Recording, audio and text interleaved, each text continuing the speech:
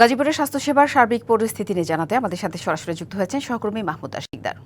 মাহমুদা, দেরিতে হলেও ভুয়া চিকিৎসকদের বিরুদ্ধে অভিযানে নেমেছে প্রশাসন। তো প্রশাসনের দায়িত্বশীলতা নিয়ে কি বলছে স্থানীয়রা, এ নিয়ে আর কি তথ্য আছে আপনার কাছে জানাবেন। আপনি জানেন যে বাংলাদেশে নাগরিকের যে সুবিধাগুলো বা মৌলিক চাহিদা তার ভিতরে কিন্তু খুবই গুরুত্বপূর্ণ একটি ব্যাপার, সেটি হলো স্বাস্থ্যসেবা। বাংলাদেশে এই স্বাস্থ্যসেবাটাই কিন্তু এখন পর্যন্ত সুনিশ্চিত কেউই করতে পারেনি এবং সরকার হচ্ছে তার কারণে মানুষ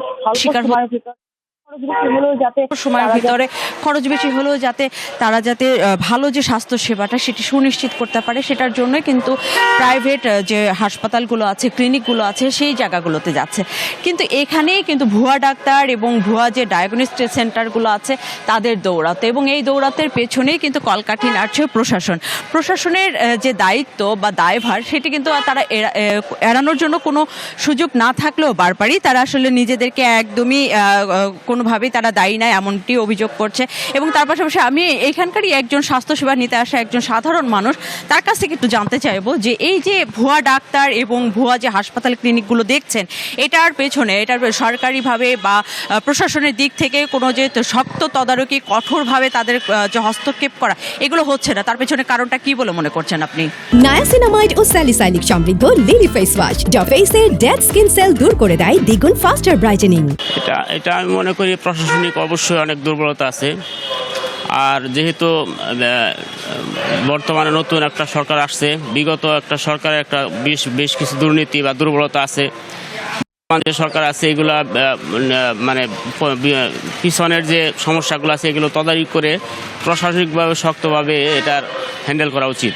প্রশাসনিকভাবে না করলে যে ভুয়া ডাক্তার বা ভুয়া চিকিৎসক, ভিজিট কেন্দ্রিক যে সমস্যা, সবগুলো সমস্যায় একটা প্রশাসনিকভাবে আমার মনে হচ্ছে হ্যান্ডেলিং হচ্ছে, এবং দুর্বলতার জন্য এটার কোনো কার্যকরী ভূমিকাও মানে পালন করতেছে না, এরকম মনে হচ্ছে আর কি। আসলে শুনছিলেন যে একদিকে তদারকি, তার পাশাপাশি তদন্ত কমিটি, কোনো কিছুতেই আসলে থামানো যাচ্ছে না এই ভুয়া ডাক্তারদেরকে। যে ভুয়া ডাক্তারটিকে কিছুদিন আগে ধরা হয়েছে, তার নাম ছিল ডাক্তার জীবন।